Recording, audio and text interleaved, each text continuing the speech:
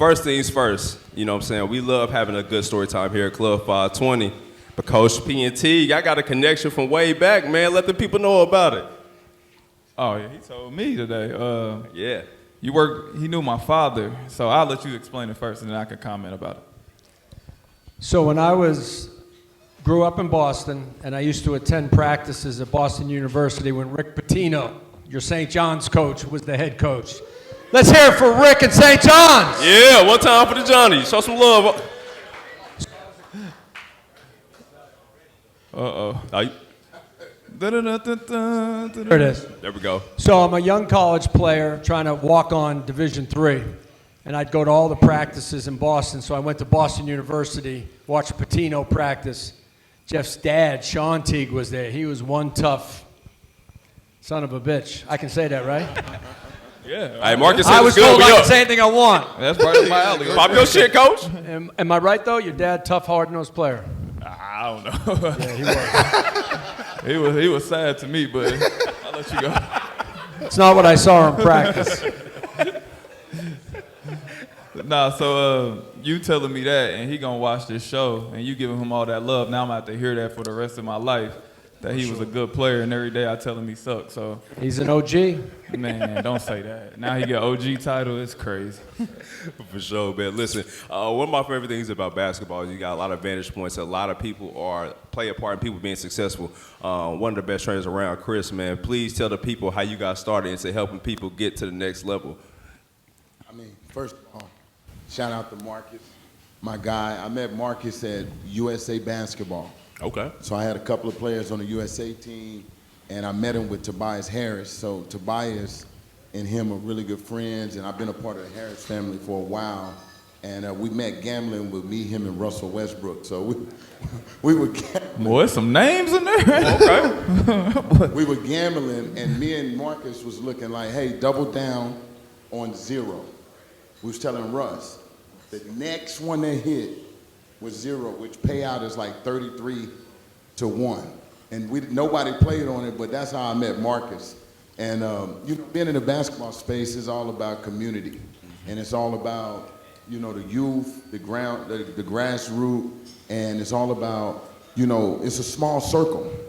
And I went from being a player and understanding like what my true craft is. So my true craft is not hooping, my true craft is developing people. Yeah. And really taking it into like a science of like understanding like mental health, mental wellness, like understanding moods, looking at people and being able to identify not just what their skill set is, but who they really are. So basketball for me has been great, and to be around the world, to be able to touch people around the world through basketball has just been a great vehicle. Most definitely. One thing I like about you, Chris, is the fact that you said off the court is just as important as on the court. And, Coach, you can contest to this. When you evaluate talent, you have to evaluate the person as well. Do you keep that in your mind when you go through rankings and stuff like that? It's like on court, but off the court is just as important? Absolutely. I put a big emphasis on traits, not just talent. There's a lot of talent out there, but talent doesn't develop without traits. I believe that your traits can protect your talent, and it can grow your talent. A lot of talented guys with red flags, that's why they don't make it in the basketball space, and sometimes they don't make it in the professional space. So character to me is huge. Every high school player I have a chance to talk to, I tell them 3 things, focus on. Character, academics, and talent. I tell them to chase the cat. That's the acronym.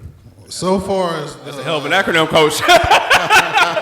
that might get you in trouble, too. Y'all wild. So far as the talent side of it, though, how you go about, like, ranking a player? Like, what are the steps? Well, I coached for a long time, so I have that. Hopefully I have the experience, right, and background in seeing the players at the highest level of college. I coached at Ohio State, Boston College, so I know what the high major looks like.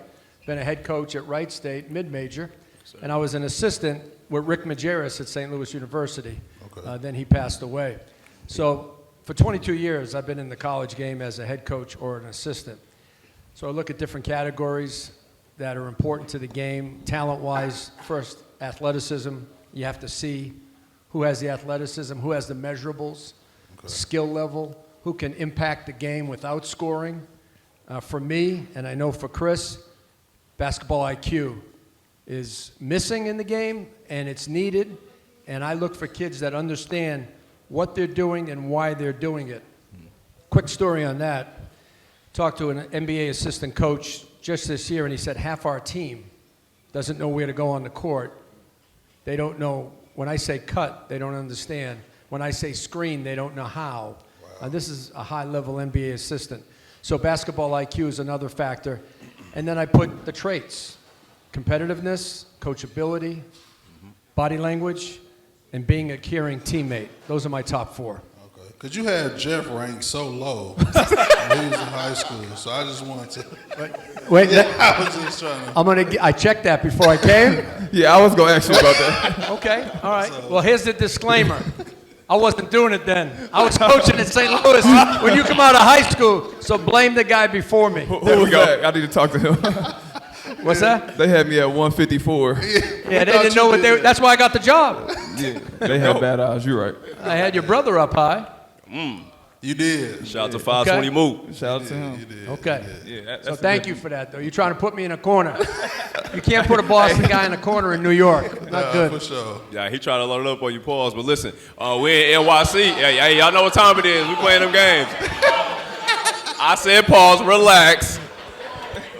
Now, you know what I'm saying? We only got introduced to each other. Why is Kiyan Anthony not a McDonald's All-American? Yeah, what you got to do with that?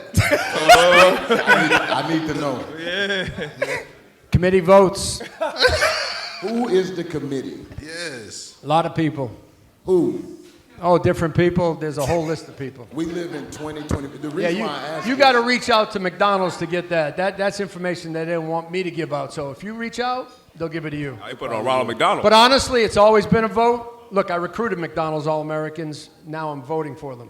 There's so many great players every year, and Kiyan's a great basketball player, especially on the offensive end, and he's a really likable kid. Not to get voted in, somebody has to get left out. There's other guys, too, that had great high school careers this year. Yeah. Great. I mean great.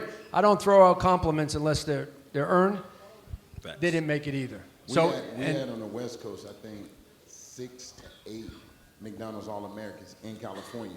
At one point, it used to be like 2 per state. Yeah. And so now Yeah, we're they at don't 6 do in that. one It's state. not about, it's the 24 best players in the committee's mind based on the criteria that they give you, which Okay. is who can be a pro, who's dominated the game at the high school level, and who has the greatest upside among the group. And that gets difficult. As you know, you make a list, top 100, top 200, somebody's going to be left off that could be deserving. Just like the NCAA tournament, we were talking about that in the back room. Yeah. Yes, sir. Teams that got in maybe shouldn't have.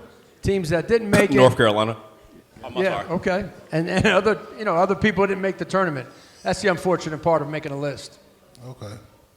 I guess that was a PR answer. Respect. What would you like me to say? The truth. I just did. He didn't make it. He didn't get voted in. Hey, I like him. I mean, Coach, you got to watch him. You got to watch him. Chris, I want to ask you. Like, I'm who good. was that? I got you.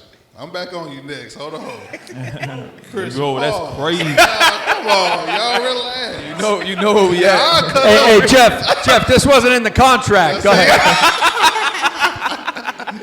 I Hey, love chill that. out.